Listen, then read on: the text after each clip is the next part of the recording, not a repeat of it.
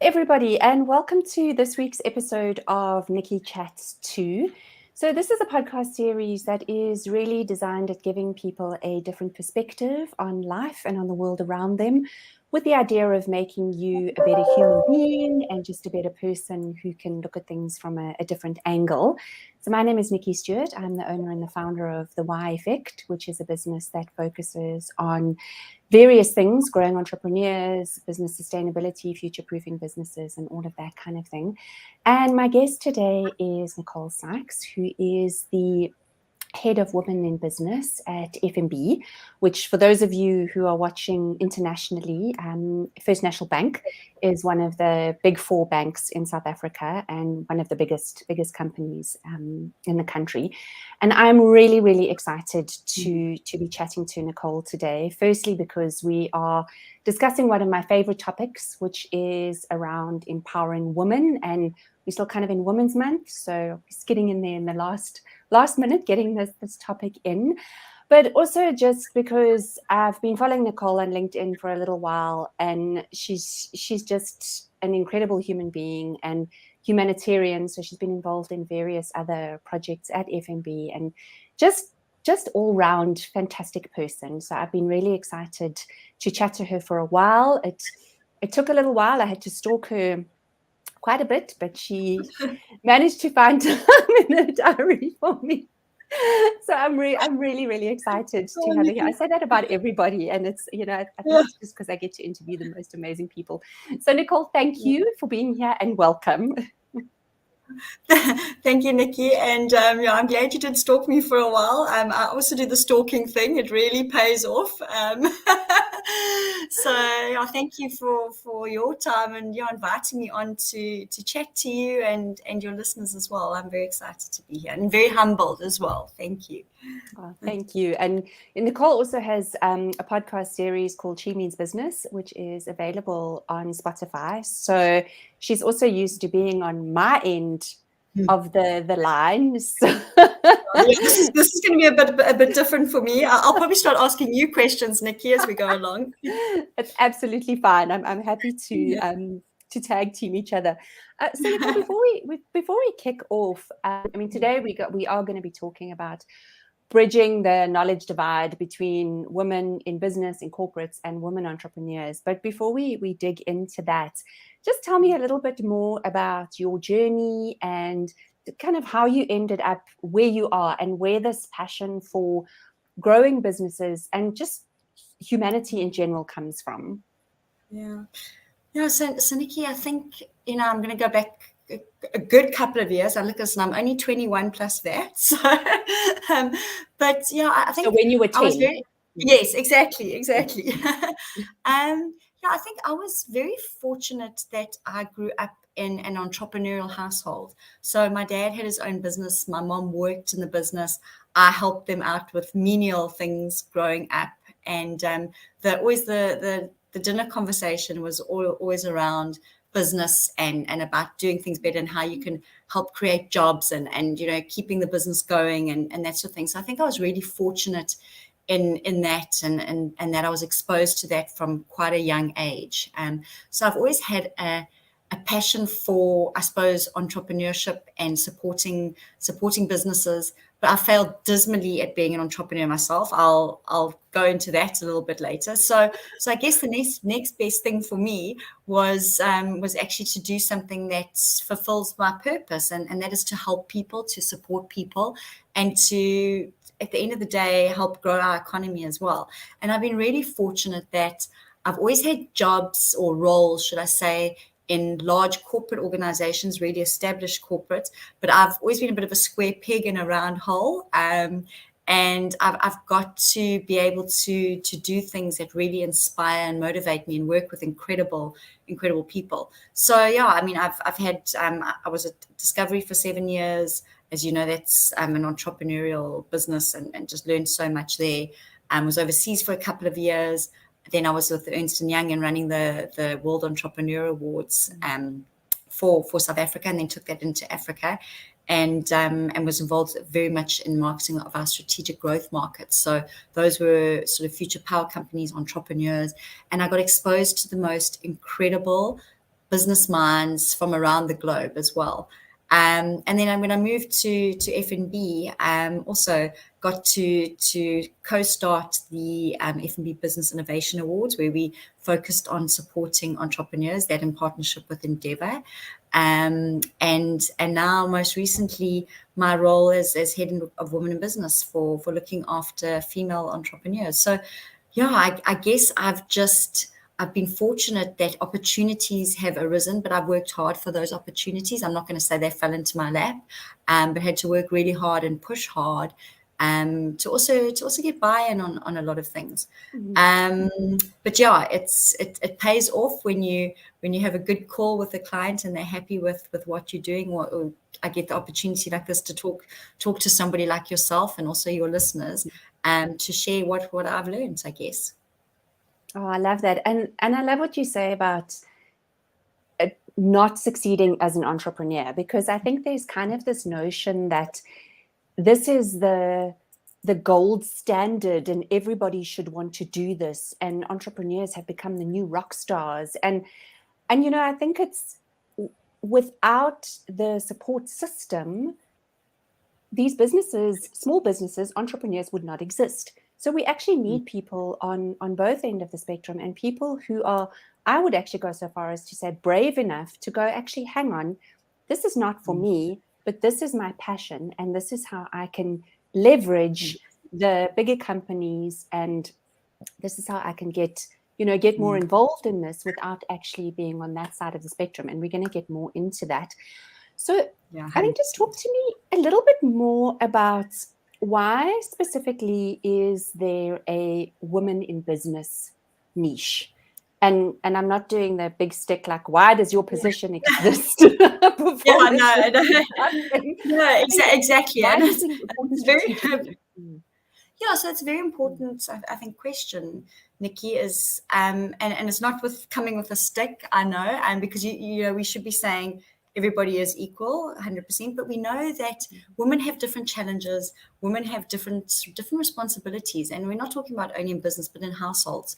I like to say we're like diamonds, we're multifaceted, so we wear many hats, and it's about addressing and adding value and impetus and I think backing to those different elements as well. So that is why we have sort of specifically carved out a focus, should I say, on our female clients, and we've done that because we recognize it's not only to ensure social and economic upliftment. We recognize that this is a key driver to our success in the economy and driving the economy in South Africa. But actually, it's that, women are, if you think about it, the main decision makers in most households, in most businesses as well. If you think about it, Nicci, who decides what we're going to have for dinner on an evening, or what color the tiles are going to be in the bathroom? So consumers in general, typically the decision makers are women when it comes to the majority of things. And we recognize as a bank we need to support those women and support those decision makers in any way we can. So that's why our specific lens over our base of clients. Yeah, and I also think it's important that we need to make an impact, and the bank wholly believes this as well, is that we need to be drivers for change, and the only way we can do that is by supporting previously marginalized communities as well. Also, just another point to add, that research tells us, and this is like a lot of global research and research in South Africa, is that women are actually less risk averse than men. So we tend to take fewer risks. So we're a better bet, I think. But we're also stronger savers. I mean, I know for me, if there's something that I am passionate about or want to do, for example, if there's a course or something, I'll make sure that I will not have that extra cappuccino during the week, and I put that money aside to save to do something that's going to feed my soul or to support a charity that I do, because it's what I want to do. And so we've got a strong saving culture. I think we as women are more predisposed to that. And also from a banking perspective, you can also tell that women actually typically tend to repay loans a lot quicker as well. So yeah, those are some of the reasons why we've sort of got this outlook on our female client base. It's really interesting.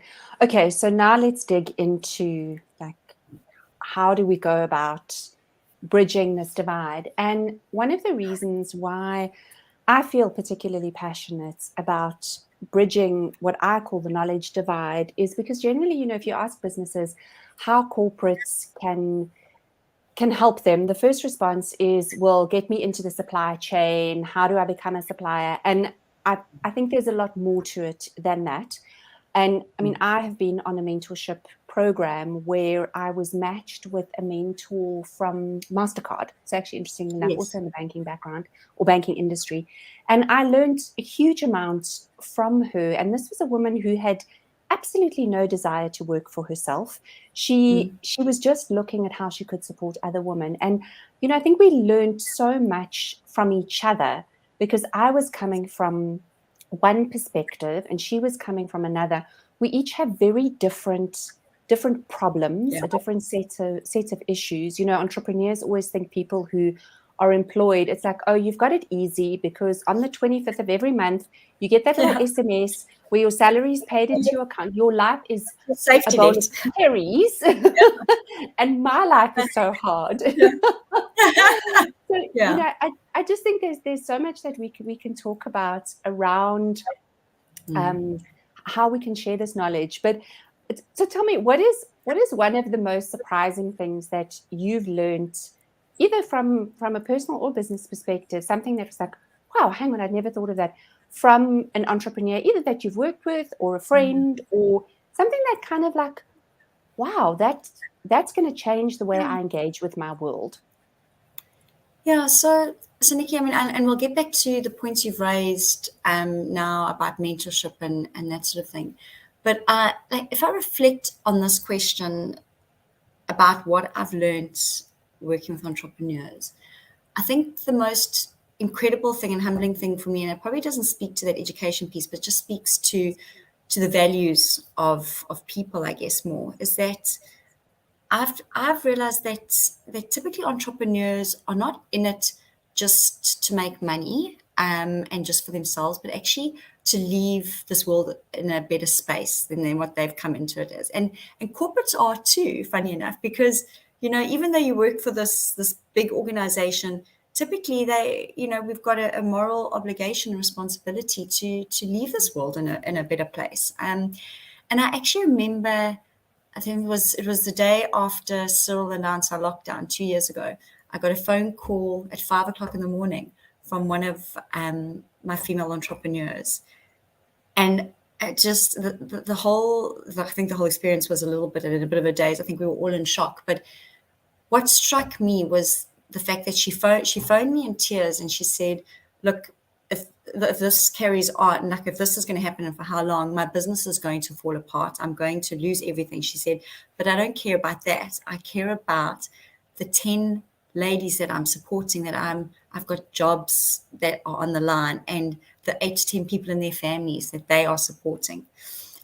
And I remember we had a conversation at 5 o'clock in the morning for about 2 hours on how we could help her business survive the pandemic, and more importantly, keep those jobs going, because those families depended on it.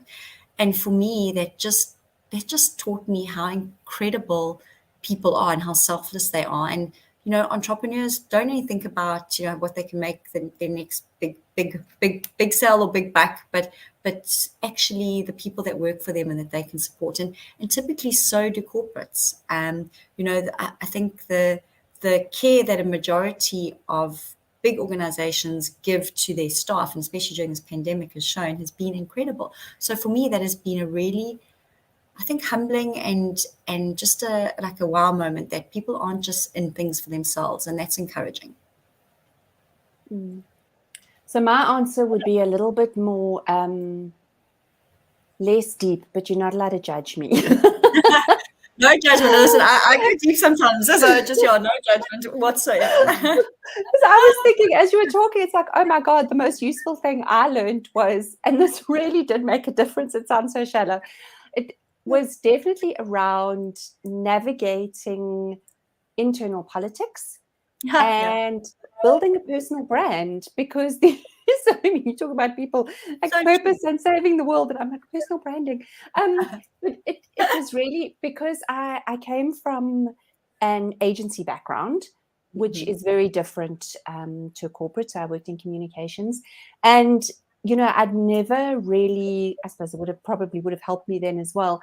But until I actually had this conversation with somebody who had worked in corporate and had to make use of these channels and had to actually consider these things, I had never actually thought about, I mean, it sounds weird, even though I come from a marketing background, like, hang on, I've never thought about how people internally, and by internally in my case it could be my clients, it could be collaborators or suppliers, like what do I actually stand for as a personal brand, and what do people think, and how do I go about maneuvering that? So that was my big No, but it is true. And whether you're a corporate or an entrepreneur, that personal brand is so important because it gives you gravitas, it gives you authority to speak on certain things or to have your opinions heard in a room. So it really is an important thing, and something that also, Nicci, that I learned very young, very early on in my career. Like I said, still 21 plus fat.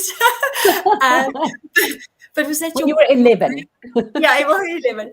Your brand is probably one of your most valuable tools because it's your calling card, right? And it's how people perceive you. And if you don't leave a good impression or a first good impression, then you're probably not going to get the foot back in the door, or you're not going to be asked to be part of things. And it can be destroyed so quickly. So it's really important to maintain your integrity and to build a brand that you can be proud of. That I guess that you could say that your mom or your dad or your child or your sister would be proud to say, I know that person as well.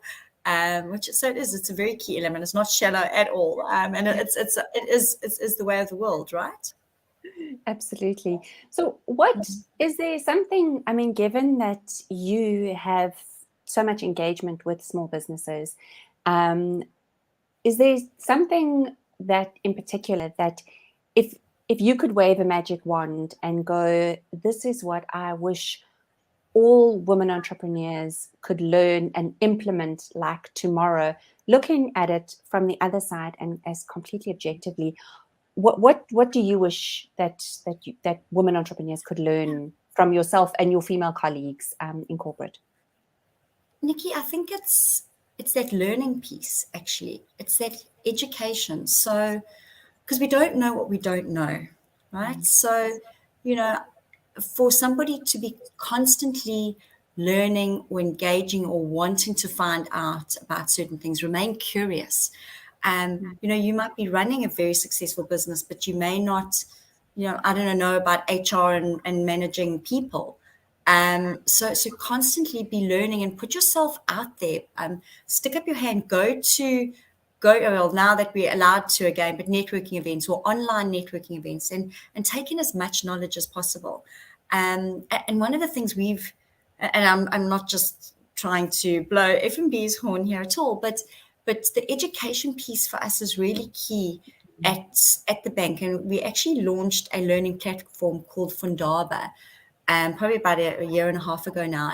And that gives entrepreneurs bite-sized nuggets of information and help to help them on their entrepreneurial journey. So from incubation to starting to running to growing your business. And the content's freely available to F&B clients, but it's basically learning modules. And for me, education is key in any environment. I mean, I'm still learning every day. I'm the one who puts up my hand and asks those what I perceive are silly questions, when typically 50% of the room is also thinking the same thing. And I think it's that curiosity in knowing and wanting to learn and grow, and knowing that I don't know it all, and that there's so much more out there to learn. So, for example, an entrepreneur could ask somebody, a friend or a colleague or someone that is in a corporate space, to give them guidance, like you did having a mentor at MasterCard, because you're an entrepreneur and you've got somebody in a corporate space, but you can both learn from each other. And I think principles that apply in a corporate can really help a small entrepreneur, even on a smaller scale. So yeah, that would be my thing, is that just take every opportunity to learn as much as you can. Seek out people that can help you with different elements, because not everybody's an expert in everything, but somebody that is an expert in, say, for example, tax, or structuring a business, or teaching how to network even. Typically, I think as well, women are we can be, look, I'm not shy, but typically some women can be quite shy in a room and won't go and network and just speak to people. But put yourselves out there, because you never know who you're going to come across and who might be able to impart something on you in that moment that could change your business trajectory or change your life. So that would be my 2 cents worth. It's so interesting. And I actually shared a post about this the other day. There's definitely, I mean, I've probably done in the region of about 15 of these interviews now. And there's definitely this common thread around curiosity. And it's funny, in some people use the word directly like you did, but other people it's kind of more of an underlying, but there's this constant theme of stay curious, keep learning, don't believe everything you think, open yourself up to different viewpoints. It's just this like constant, and it comes up. And I mean, I've had discussions with people. I mean, you and I are talking about sharing knowledge, so there's a logical link there. I've had discussions with people about storytelling, about journalism, about the war in Ukraine, and through all of these vast amounts of topics, there's this constant theme that keeps coming up. So it's really, really interesting. Would you have any advice for somebody around networking? I mean, what would you be able to share something around that? Yeah, I think, look, there are actually so many organizations out there that are really trying to help bolster, support entrepreneurs, and give them access to great speakers, content, education pieces. So I think, go out there, do your research, Google. I mean, there are organizations like Future Females, who host monthly events across the country. They offer a great education piece. An organization called Heavy Chefs, which supports entrepreneurs, and also there's that great storytelling element, which is so key. And they also offer bite-sized sort of nuggets of information.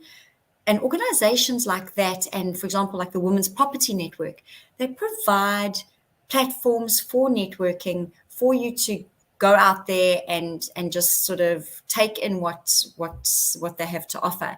But I would also suggest, and something that we like to do when we host events, is bring a wing woman. So if you feel a bit shy going to an event, and it's not online, it's in person, ask if you can bring somebody in your business circles or somebody that you trust with you, so that you've got your wing woman with you in case you don't want to stand in the room alone. And then you can work the room together.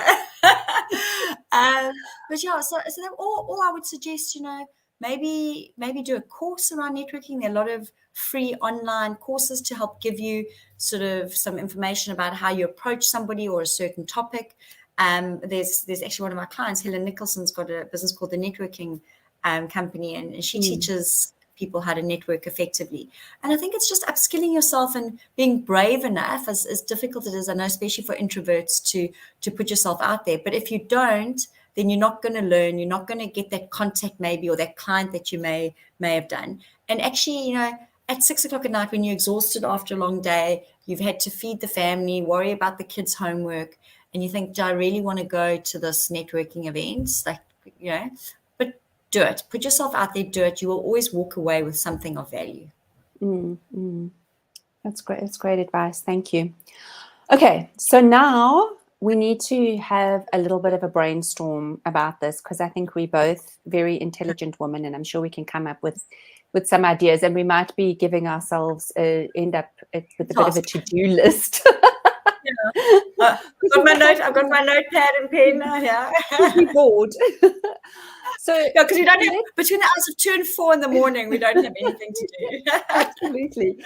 So let's hypothetically, and if anybody actually wants to follow through on this, please get in touch with me. I will make myself very available. Let's say some very kind, generous benefactor came along and gave us R1 million. Okay, so that would be Fantastic. what, in the region of, let's say, about 100,000 euros. for specifically this purpose of bridging this divide, what would you and I do with this money? How would we best serve? Obviously, from my perspective, I'm looking at it from an entrepreneurial perspective. You looking at it from a business, a woman in corporate perspective. Where do you think the gaps are? And I mean, I just kind of threw a figure out there, but let's assume the budget is unlimited. How do we think between the two of us? And if anybody's watching, feel free to jump in on this conversation and share your thoughts as well. What would you do with this money? Sure, Nicci. There are actually a lot of things, but I don't think the budget would go very far. But if it was endless, Then we'll add another million. yeah, we'll add another million. I would ensure that there's that knowledge transfer, that skills transfer. So creating an environment, and I think possibly now, especially in online environments, where women can engage, they can connect, they can reach out to a Nicci or a Nicole and say, listen, I know you're an expert in this field. Can you help me? I'm struggling with this. So something that is easily accessible, that gives them that opportunity, but there's also that education piece.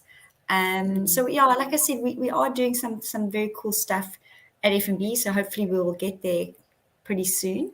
But yeah, it's creating that platform, and I guess that also giving women. So look, the thing is as well, if you also give something away for free, it isn't sometimes appreciated, or it isn't sort of valued. So I don't want to say the word appreciated, but valued. But if somebody feels they're paying for something, they're going to attend, right? Because they feel like I've paid for this, so I need to show up. So, it would be perhaps sessions where women in corporate could share their stories with women entrepreneurs and how they can collaborate and learn from each other in terms of, a side hustle or what it takes to actually be an entrepreneur, but also then looking at things like governance and the red tape in a corporate. How do we change that? So learning from each other to develop, I suppose, better working models in each environment that supports each other. So yeah, that would be where I would sort of spend the money, I guess, and particularly that education piece. So giving women from also rural communities access to that education. And I think one of the challenges is the cost of data and that sort of thing. Specifically in this country, it is very high. Data costs are huge. But how do we get into communities as well to educate more women in communities? And yeah, I think a big chunk of that would be spent on infrastructure and education and the telco the telco part, so the connectivity part. Those are my initial thoughts. I don't know. What are you thinking, Nicci?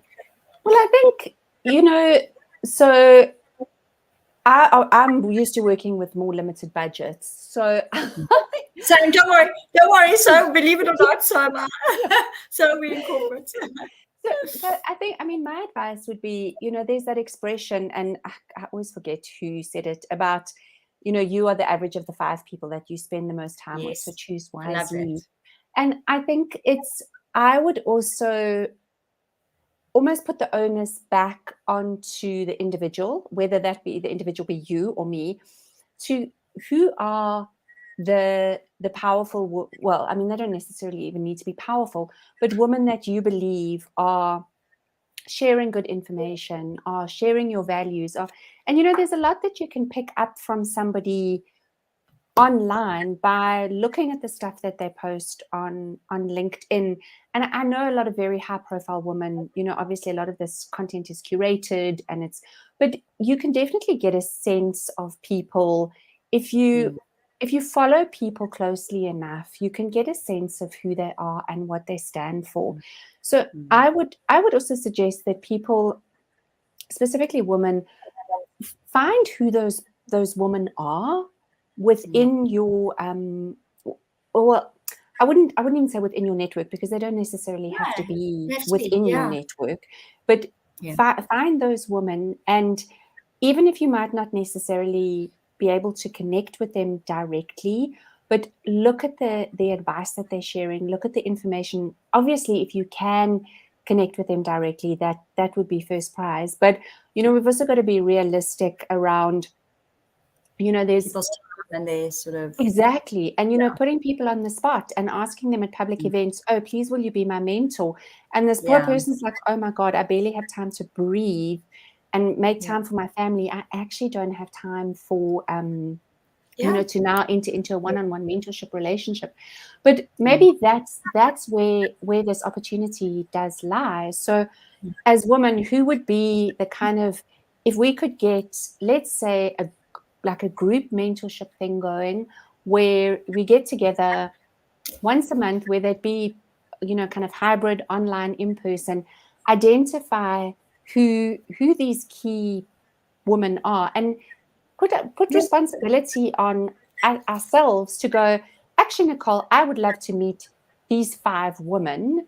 Let's set up an event, bring them in as speakers, and do a bit of a group mentoring session, but also look beyond the usual suspects. One of the things that 100%. really sort of sparked my thinking around this connection between us. I was sitting at an event once, and if I'm not mistaken, there was a panel, and it was a group of women from one of the big IT companies, and they were talking about pay parity. And I know that's a big topic. And I was sitting there thinking, but maybe big companies can actually learn from us, because small businesses have always had pay parity, because we just pay people what we can afford to. We don't get to discriminate on whether they're male or female. No, you're 100% right. Yeah, you're 100% right. There's no negotiation there. So I think there can be this exchange of information, but I also think that the onus does lie. I mean, as I said in the intro, you've got this podcast going. You interview some incredible women, and also not necessarily the usual suspects in that. No, so that's it. So, that. Yeah, that's what I tried to do, is not to interview people that everybody knows about, but women that are incredible. I mean, we've got some phenomenal women in this country, and nobody knows about them, because typically, also women, we don't shout it from the hilltops about our successes. And we can learn so much from these incredible women who are so humble, who've created great businesses, or are in corporates doing amazing things. And you are so right. I mean, it's about that storytelling, and that getting the message out there that anybody can do it. If these women who also come from humble beginnings, and have really worked hard, and have really strived to create what they have, then I think people can learn from it. So you're 100% right. People do need to seek out or stalk those people that they admire, or that they think are actually being true and authentic, and have something of value to share, and is not just just putting something out there that has been curated, or that's just what everybody wants to hear as well. But I like that of bringing women together, because I think we've all got strong networks. Well, hopefully a majority of us have quite strong networks in the corporate space, and also within the entrepreneurial space. And I guess if one person just invites 1 or 2 people, you can already create a room full of incredible women. And also saying that, Nicci, is that also men, right? Because we can't have these discussions without the men in the room either. They are so important to us driving this gender equality sort of issue, and they're so important to supporting us. I mean, I've been very fortunate. I have always had male bosses that have been sponsors, actually not even mentors, but sponsors for me, and they've been incredible. I mean, one in particular brought me into F&B, and has just been an incredible inspiration to me and for me, and just backed me, and that that goes a long way. So the men in the room are really important as well, and we can learn a lot from them. So we can learn a lot about each other's differences, and how we work together as well, which is so important. Absolutely. And I just want to touch on something that you mentioned there, because it's something that, as an entrepreneur, I actually never considered. And I just want to chat for a few seconds about the difference between a mentor and a sponsor. So a mentor, and please feel free to correct me if I'm wrong here, a mentor is somebody who gives you guidance, gives you advice that you turn to in times of trouble, etc., etc. Whereas a sponsor is somebody who will actually speak for you when you are not in the room. In the room, 100%. So Nicole, I'm working under you in this division. You feel I've got tremendous potential. And a lot of the discussions about me, and I did an incredibly interesting conversation with a lady by the name of Niven Posma around politics. So go and listen to that because it's really interesting. She speaks about how most of the conversation that's affect your career, you are not in the room at the time. So a sponsor is that person that speaks for you when you're not in the room. And it's something that it just suddenly occurred to me that what if I could have, not necessarily as an internal person, but as an external potential supplier, and I do want to avoid the supply chain conversation, but what if Nicole is sitting in the room in F&B as, I don't know, somebody completely random going, hang on, actually there's this small business that we should be looking at to provide us with X, Y, and Z conversation, X, Y, and Z products or services. And I don't think as entrepreneurs, unless you kind of grew up, if I can put it in inverted commas, in the corporate space, I have never considered what a sponsor is and what a sponsor could do for me. And I think that's something that's very important that we can learn from women, and how you go about identifying those people and how you go about navigating those relationships. You know, I don't know how it works. Maybe you can speak to this, but I mean, you can't kind of go, right, Joe Soap, you are sponsoring Nicole, because Joe Soap might go, well, actually, Nicole's useless and I don't want to promote her career. Exactly. There have been many of those. I've said, no, don't touch it. But Nicci, just to give you and also the listeners a bit of a peace of mind, I guess, is that we do actually have those conversations in the corporate world around our entrepreneurs. So it is happening. So you'll be happy to know that. So if we do have something that we need somebody for, or to bounce an idea off, or to speak to our customers about, we typically do have those entrepreneurs and businesses that we know we can stick our hand up and say, listen, these people are incredible. We can rely on them. We can vouch on them. So it is happening, to give you that sort of peace of mind. But I think to become one of those people that we speak about is that being an entrepreneur is delivering on your promises as well. And this works both ways, right? It works both ways in corporate and with entrepreneurial businesses. If you commit to something and you and you promise something, for example, just make sure you follow through, or do the best you can do to try and follow through.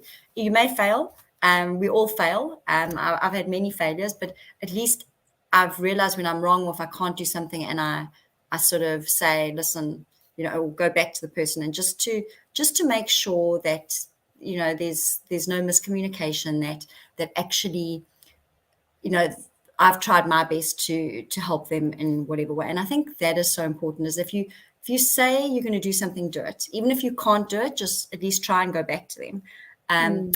But back to your point on sponsors and mentors, you are 100% correct. So mentor, you can be matched with somebody who can mentor you. There are, you know, we do it in corporate. There are a couple of organizations that actually do it for entrepreneurs. So, for example, Fatola runs a great program whereby they have mentors on board to help entrepreneurs in specific aspects of their business. But sponsorship is something, and I don't want to say, I'm careful of saying it's something that's earned, but you do something that somebody sees some potential in you and they want to back you, and it's not something you ask for. It is something that comes your way by sticking up your hand for things that you might not want to do, by being involved, by being curious. And I can go both ways within an entrepreneurial business or in a corporate. Yeah, that's really interesting. And, you know, there's also another common thread that I'm finding that's coming through with a few of these interviews around this notion of not being silent. So finding that balance between not being arrogant and, I'm a know-it-all and I'm so wonderful and successful, but also not being silent about what you have done and what you have achieved. Because if I'm communicating that, absolutely coming from a place of humility, but if I'm sitting in silence where I'm achieving these wonderful things and not sharing it with anybody, why would anybody offer, whether you are an entrepreneur or whether you are in corporate, why would somebody sponsor me when they don't know what I'm doing? And there's this whole, I don't want to blow my own trumpet. I don't want to, but if you're not blowing your own trumpet, you're not going to have a trumpet to blow soon because nobody's going to know what you're doing. Yeah, and you are so spot on with that, because it's such a fine line. And I think also as women, we really grapple with that. I mean, I know I do as well. I know a lot of my colleagues do as well. Is that we don't shout about the things we've achieved or people we've helped or things we've done to create a better socio-economic environment, but if you don't, then, like you say, nobody knows about it. So, it's a very tricky situation. And I don't know the answer to that, because I'm probably the worst person to ask how you navigate that. So maybe there's somebody on the call that can give us some advice, or somebody listening afterwards that can give us both advice on that. I'd appreciate it. Maybe I need to find somebody on that. But Nicole, you mentioned about sponsorship being earned, and it's becoming quite a big topic of conversation around this notion of social capital and the value of social capital. And I think it's really important in these situations, especially initially, to actually just value your relationships and respect people's time, because yes, sponsorship and those kind of things, yes, they are earned, but right from the word go. So once I've been very humble and spoken about my successes and been identified, there's also a notion of kind of looking after that relationship and respecting people's time, being professional, showing up on time for meetings. If I've booked a 15-minute session with you, come prepared, keep that session to 15 minutes, because that's,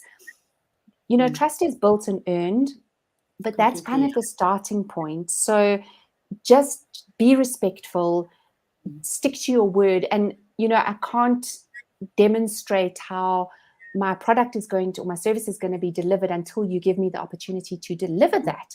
But building up to that, if I show up with integrity and I stick to and I do what I say I'm going to do, I'm going to send you that email with that information by midday, that kind of feeds into this relationship and will help kickstart the building of that trust.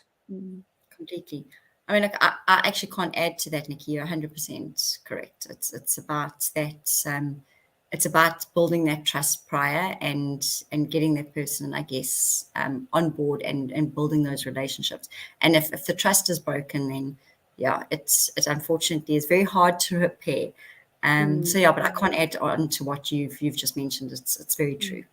Yeah, and I think there's also ways of handling failures. I mean, you spoke about this earlier, where it's getting back to people, communicating with people, acknowledging as soon as you realize that there is going to be a mistake, identifying that mistake, and possibly even getting back to the person who sponsored you and who helped get you in there to say, listen, this is what's happened, and I need to make you aware of it so you're not blindsided and you've got time to prepare for it. So just valuing that relationship. Agreed. Yeah, 100%. Fantastic. So we've got some really cool action points around learning, staying curious, finding places where you can gain knowledge, finding people that you want to connect with, building those relationships, maintaining them, looking at your social capital, the difference between a mentor and a sponsor, and who could possibly be a sponsor for you and help you out in those things. And can I just add to that, and just for your listeners as well, anyone who listens to this post, is that if you feel that you've got something of value that you can offer somebody else, please stick up your hand. Please say yes to that person that approaches you for 10 minutes of your time to help them with something, or just put it out there that you're willing to help on things, because it really does help. It does help, and it does make a difference if people know that there is that opportunity to approach you. So that is my ask of the listeners on this call today, because I'm sure a lot of them will have something of value to offer. Oh, that's fantastic, Nicole. Thank you. And I think you are definitely, knowing what I know about you, you have definitely put your money where your mouth is with that. I mean, as I mentioned earlier, you've got your She Means Business podcast. I know you were involved in the early childhood development project that FMB was involved in. So, I can definitely, vouch for that you have put your money where your mouth is with that, and have volunteered to help. But yeah, Nicole, this has been fantastic. I've so enjoyed talking to you. I mean, I knew I would, but I've enjoyed it more than I actually thought I would. It's been fantastic. It's been great for me being on the other side for a change. So yeah. So thank you for having me and for stalking and setting this up. I appreciate it. Hopefully everybody who's listening has taken one thing away from today's chat, and that would be make it all worthwhile. I have absolutely no doubt they've taken away more than one thing. I know I have. I've learned a lot, and that's what actually these interviews are about. It's more about me learning stuff than about other people. No, me too. And I love learning, so it's great. Absolutely. Nicole, do you have any final thoughts or anything else that you'd like to add just before we close off? I think, if I can just add that, it's like, again, to what I've said, is, when it comes to customer experience and to anything like that, I think corporates and entrepreneurs can really both learn from each other. So get each other in a room, learning about, so for us, like learning about what really makes an entrepreneur tick. And I think we are doing that quite well by engaging with our clients and finding out what their needs and wants are, and trying to provide solutions for that. But then also for entrepreneurs to understand, in order for them to run their businesses, they need to have the right structures in place. And we're really good at red tape and corporate governance and risk and legal and that sort of thing. So, customer experience is a two-way street. And I think, it's just, be curious about each other's worlds, and don't be of the opinion that if you're an entrepreneur, well, a corporate won't, will have no idea about what I'm going through, or vice versa. Because I think there are quite a few nuances and quite a few things that are very similar, but we can really learn from each other. So, yeah. I love that. Thank you. Bottom line, stay curious. Yeah. Thank you. And thank you for having me on your show today, Nicci. I appreciate it. Nicole, thank you so much for making the time. I really do appreciate it. It has been fantastic talking to you.